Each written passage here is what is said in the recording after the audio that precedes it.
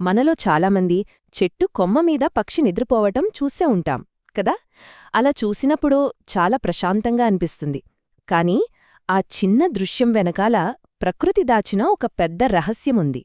ఈరోజు మనం ఆ రహస్యమేంటో తెలుసుకుందాం.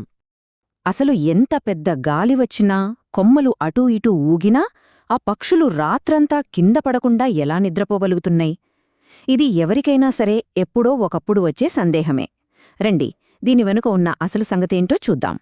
ఈ సమాధానం మనకొక కథ రూపంలో దొరుకుతుంది. ఆ కథ అమలాపురంలో మొదలవుతుంది. అక్కడ చిన్ని అనే ఒక చిన్న పిల్లాడున్నాడు.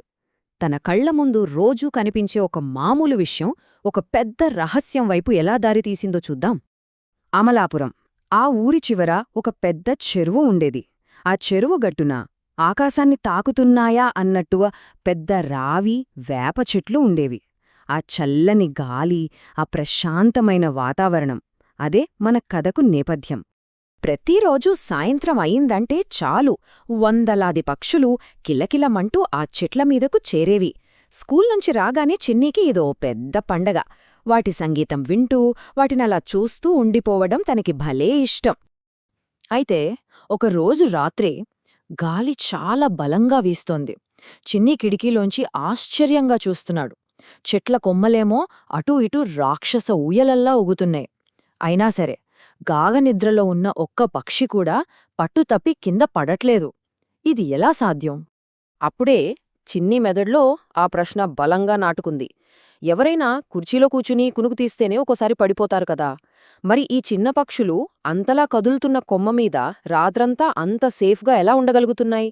చాలా ఆసక్తికరమైన ప్రశ్న కదూ.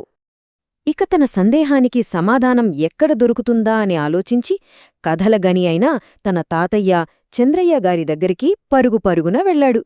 చిన్ని ప్రశ్న విని తాతయ్య చిరునవ్వు నవ్వి ఒక పాత కథ చెప్పడం మొదలుపెట్టారు. ఆ కథలోనే మనం మొదటి క్లూ దాగి ఉందన్నమాట.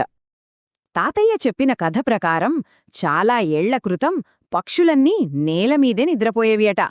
కాని అలా నేలమీద ఉండటం వల్ల పాములు, నక్కలలాంటి జంతువులతో వాటికి ప్రాణహాని ఉండేది. దీంతో భయపడిపోయిన పక్షులన్నీ కలిసి ప్రకృతి తల్లిని వేడుకున్నాయి. అప్పుడు ప్రకృతి వాటికి ఒక వరమిచ్చింది. ఆ వరమే ఒక రహస్యం. అది వాటి కాళ్లలో దాగి ఉంది. సరే, తాతయ్య కథలో అంత అందంగా చెప్పిన ఆ రహస్యమేంటి? దాని వెనకాల ఉన్న సైన్స్ ఏంటి? ఇప్పుడు మనం అసలు విషయంలోకి వెళ్దాం. ఇంతకీ ప్రకృతి పక్షులకిచ్చిన ఆ అద్భుతమైన వరం ఏమయ్యుంటుంది? దాని వెనకున్న సీక్రెట్ పక్షుల కాళ్ల నిర్మాణంలో ఉంది. వాటి కాళ్లలో ఉండే టెండెన్స్ అంటే స్నాయువులు ఒక ఆటోమేటిక్ లాకింగ్ సిస్టంలా పనిచేస్తాయి. పక్షి కొమ్మమీద కూర్చుని మోకాళ్లు వంచగానే ఆ టెండెన్స్ వాటంతటవే టైట్ అయిపోయి కాలివేళ్లను కొమ్మ చుట్టూ గట్టిగా మూసేస్తాయి. ఇది అచ్చముక లాక్ వేసినట్టే అనమాట. పక్షి గాఢ నిద్రలో ఉన్నా సరే ఆ లాక్ అస్సలు వదలదు. ఇక్కడ చాలా ఆసక్తికరమైన విషయమేంటంటే మనుష్యుల శరీరానికి, పక్షుల శరీరానికి మధ్య ఉన్న తేడా. మనుషులు విశ్రాంతి తీసుకుంటున్నప్పుడు కండరాలు రిలాక్స్ అవుతాయి, పట్టు వదిలేపోతుంది.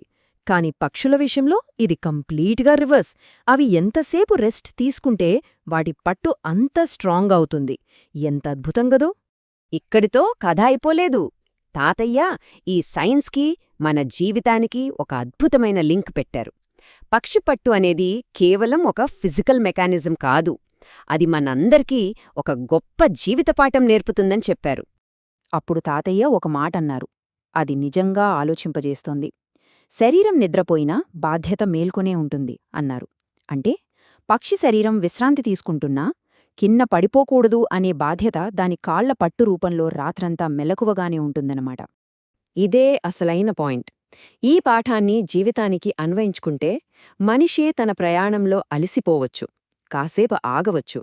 కాని జీవితంలో ఏదైతే సాధించాలనుకుంటున్నాడో ఆ లక్ష్యం మీద పట్టు వదిలేస్తే మాత్రం అంతే, కొమ్మ మీద నుండి పక్షి జారిపడినట్టే తన మార్గం నుండి పక్కకు తప్పుకుంటాడు. ఆ పట్టుదలే మనకు స్థిరత్వాన్ని ఇచ్చేది. సో ఈ కథలోని ఫైనల్ మెసేజ్ ఒక్కటే: పక్షి కొమ్మను ఎలా అయితే గట్టిగా పట్టుకుంటుందో మనిషి తన లక్ష్యాన్ని అలాగే పట్టుకుని ఉండాలి.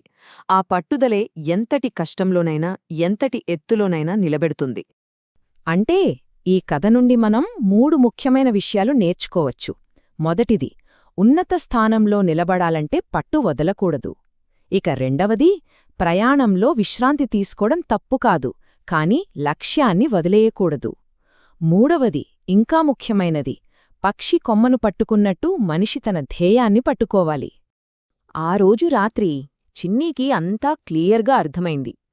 పక్షులు కేవలం వాటి కాళ్ల నిర్మాణం వల్ల కింద పడవు అనుకోవడం సగం మాత్రమే నిజం. అస్సలు కారణం వాటికున్న అచంచలమైన పట్టు.